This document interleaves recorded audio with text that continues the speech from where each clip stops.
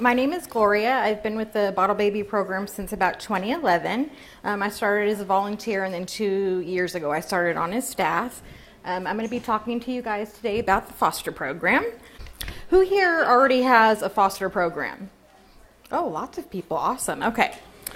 So we're going to start off talking about the internal structures and foster parents. First thing we're going to talk about is the process, structuring your team for success. Do you need a nursery? And the answer to that is actually no, you don't have to have a nursery to start saving kittens. Having a nursery does allow you to take in a higher volume of kittens.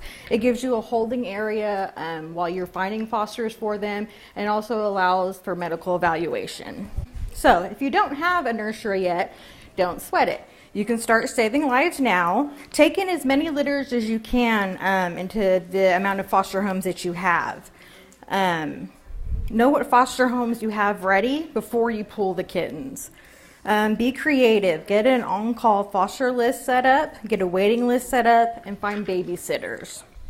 So this is actually what we're doing right now. They're going from the shelter straight into foster. So during our down season when the nursery is closed, this is what we do. They're transported to our clinic or to the nursery for evaluation. We have to find fosters before we actually pull them. We have to arrange for the fosters to pick them up directly from the nursery or the clinic. And then once they're in our program and they age out, typically between 6 and 8 weeks old, they're going to graduate to our CAP program.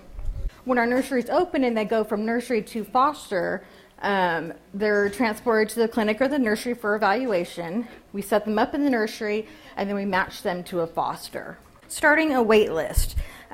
What we usually do is with our foster homes, we send an email out and we ask who wants to be part of the wait list. Usually when the nursery shut down, everybody wants to be on the wait list because they all start going through withdrawals and they want kittens when it's not kitten season. And so using Google Forms is what we use, and it works great for us. We have them fill out their names, their phone numbers, all that information that we need to get a hold of them quickly for when kittens do come in. So on-call fosters. You want to make a list of fosters that are flexible, that are experienced, that are easy to get in touch with, and that communicate well. You're going to contact the fosters when kitten emergencies pop up. And these are just temporary people that are going to take them while you look for a long-term foster for the kittens. Once you have your kittens in an on-call home, then you're going to start to reach out for a permanent foster. You're going to send a list of kittens. What we usually do is we do a daily plea that lists all the kittens that we need to find permanent fosters for. You want to disclose all of the information, being careful of your wording, explain everything thoroughly. Don't assume that a foster knows what you mean, and use cute photos. Sending the plea. People should look forward to seeing your plea. And this is kind of an example of what we do with our pleas. We have the kittens' names, their age, cute pictures. We list whether or not they're eating on their own, their names, what they look like, and then if they have any kind of medical issues going on, we write that down at the bottom so that fosters can easily look at this email and see everything that they need to know when deciding whether or not they're a match for the kittens. Replying to a plea. So someone replies back and they want to go ahead and take these kittens. Check your database to see if they are a good fit for these kittens. If you're advertising bottle babies that need to be fed every 2 to 3 hours, and these people are at work 8 hours a day, they're not really going to be a fit for these kittens. Sorry, guys. On the application that they fill out, that's usually the first thing I look for is their work hours. One of the questions I think is listed is how long are your fosters going to be left alone during the day, and that'll give me a good idea of whether or not they would be a fit for our kittens. Contacting fosters directly is great too. People are more likely to respond when you're contacting them directly. And even if they do say no, you'll get an idea of why they can't do it. Maybe they're going on vacation, or they're going on a business trip and they can't for 2 weeks. Then at least you have an idea that once the 2 weeks passes, you can contact them again. And then know how they prefer to be contacted. Not everybody checks their emails all day long, and they would prefer a text. So just make sure that you contact them the way that they prefer to be contacted. Engage new applicants. You want to get fosters on board while they're excited. Send them a welcome letter. So once they apply and they get approved to foster, send them a welcome letter that says, hey, we're glad you're signed up to be a foster, and this is how we can get you started. Give them realistic expectations. And the next part is the team. This is going to be your foster team. You're going to start with a nursery management. There's going to be a foster manager, and then under the foster manager, we have mentors, we have data coordinators, nursery mom coordinators, and then plea writers, data volunteers. And who's going to be helping you guys is going to be dependent on how big your program is. A small program can start with just a foster manager, and then you can expand as you grow. Add a little gruel to the face, and that's pretty much what I looked like all last season. To have a good foster manager, your foster manager has to be flexible. We don't control when the kittens come into the shelters, but we have to be ready for them when they do come in. They have to work well under pressure, be self-motivated and creative, coordinate and train with their foster teams. They need to be able to set up systems and materials, give technical and emotional support to their fosters, and communicate with the program and organization management. The mentor team. I could not do my job without our mentors. Our mentors are amazing. Have a team of volunteers set up that become your new foster's best friends, basically. When they go home with their kittens and they have questions, who do they contact? They contact their mentor. The mentors that we actually have now have been with our program forever and ever and ever. So they know everything there is to know about kittens. Our mentors work out of one email box. This way, if one of our mentors is on vacation or a foster sends an urgent email, there's 4 people in and out of that email box, and they'll see that email quickly. We also have canned responses set up in our emails that always seem really popular. So like when a foster asks a question about diarrhea, there's a canned response in their email that they use that will explain diarrhea and what they should do. We also have a data team. Our lead data coordinator hopefully is good at Excel and a Google guru. I was not when I started. I just kind of guessed at what I was doing, but I found people around me that knew how to use that and could teach me. Create spreadsheets. You want to track your kittens through the system, track your foster parents through these processes, recruit from foster network, and have them assist with other various projects that you need done. Having a pregnant and nursing mom coordinator. This coordinator keeps an eye out for moms that can take orphans. And as Casandra mentioned, we add orphan babies to nursing moms. And so our nursing mom coordinator, once she sees that an orphan kitten has come in, she pulls up her spreadsheet that shows all of our kittens or moms with kittens, and we find a mom to add onto. And expect to get a lot of moms early in the season. I think that worked really well for us last year. In the beginning of the season, we pulled a bunch of moms, and then that way when orphans did come in, we just throw them right on to moms if they were healthy. Now you want to build your team. You want to build your foster transfer team, your plea writer team, your marketing recruiting help, and email helpers and graphic design helpers.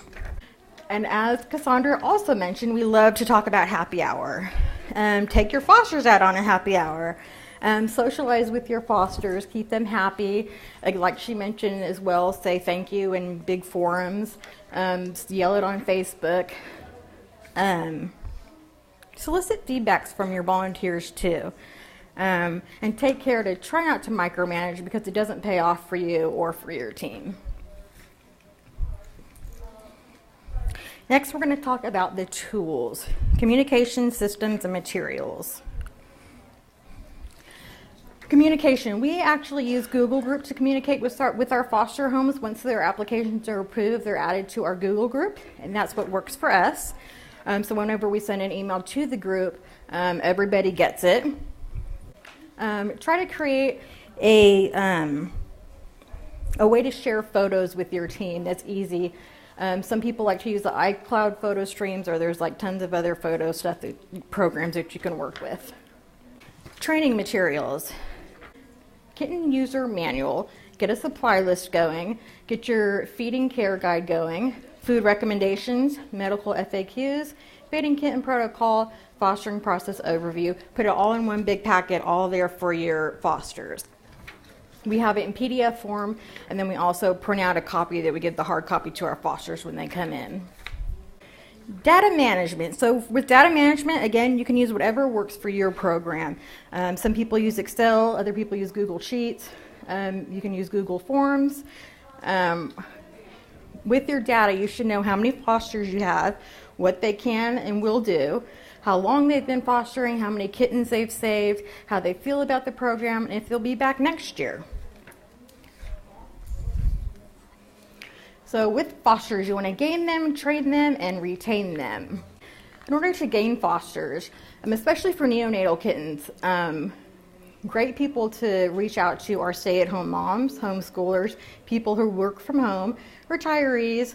You want to make sure that they live nearby, make sure they can handle the stress of neonatal kittens, people who can handle the expense as well, and then also note that expenses can be tax deductible and provide supplies to them when you can.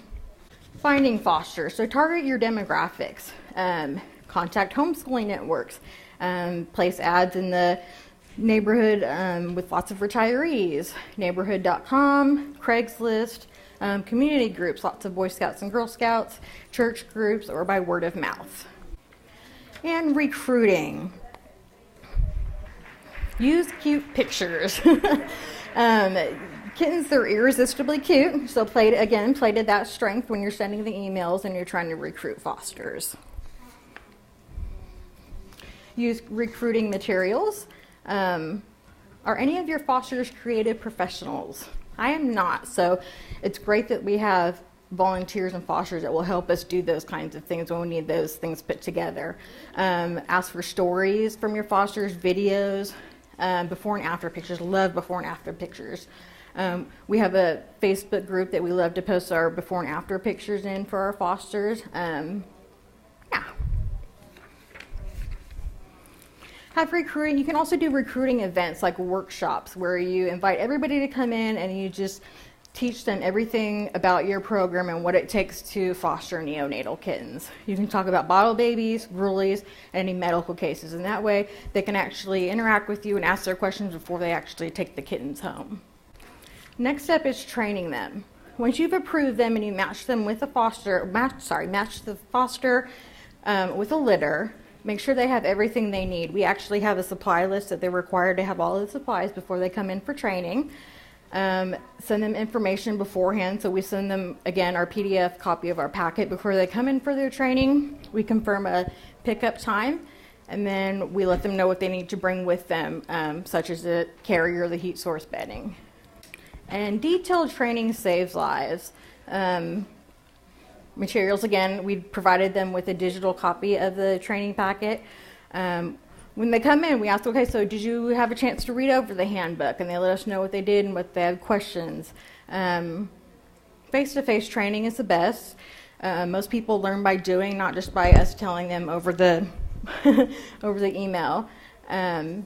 And when we are training them, we actually do hands-on training where I feed one kitten in front of them, I show them how to do it, and then they feed the rest of the litter in front of us before they actually leave until they're comfortable taking the kittens home. So here is a picture of our lobby and some of our foster managers doing some trainings. Make sure that when you set the appointment with them and the fosters come in, you have everything ready to go. You have your documents, you have the meds that they're going to be taking home filled, you have all the supplies gathered to teach them how to take care of the kittens and make sure the kittens are ready to go. Use this as a time to build your relationship with the fosters. Your fosters should learn in the training how to set up a suitable habitat for the kittens, how to feed and wean the kittens, how to track their weight, how to navigate the fostering process to adoption, who to contact for whatever their needs may be, recognize urgent and non-urgent medical concerns, respond to a medical emergency, medicate kittens as needed, and treat fading kitten syndrome. How to retain them. Don't overburden your fosters. Just because they're willing to do something doesn't mean that they should do it. provide practical and emotional support. They should never feel helpless, and tragedies always do warrant a phone call. Satisfied fosters, save lives. Use a Google form to conduct an annual survey. So I think it was January-ish, we sent out our 2017 survey to all of our fosters for them to fill it out and let us know how their foster experience went in 2017.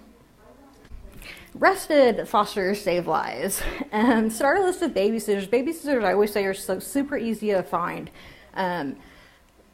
Some people just want to have cute kittens come over for the weekend and then they want to give them back, which is fine because we don't want fosters to not come and take kittens because they're going on a 2-week vacation or a weekend vacation. And sometimes that entices them to come back and be a long-term foster after that. So always make a list of people willing to babysit your kittens. And I'm pretty sure this is another happy hour picture. Say thank you to everybody. Make sure fosters, again, know that they're appreciated and their contribution matters. Help them feel like part of a team. And then there's little Lightning. Thank you.